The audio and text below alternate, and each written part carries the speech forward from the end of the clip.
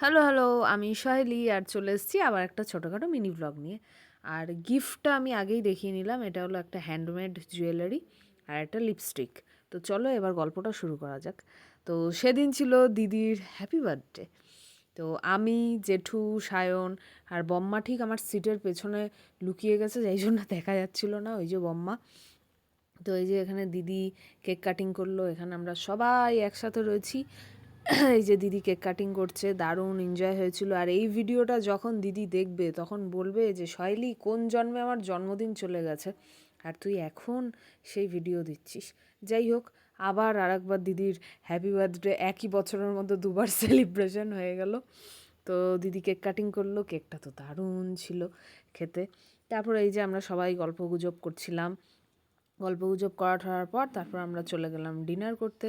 আর ডিনারে ছিল পোলাও আর চিকেন, সাথে ছিল মিষ্টি আর ছিল কোল্ড ড্রিঙ্কস। তারপর সব কিছু খাওয়া দাওয়ার পর আর দিদির বাড়িতে যখনই আমি যাই একটা করে দিদি আমায় ইয়াররিং দেবেই দেবে। তো এটাও মানে অন্যথা হয়নি, তো দিয়েছে ইয়াররিং। আর এই দেখো, এখানে আমি দেখছিলাম দিদির সেই বিয়ের অ্যালবাম।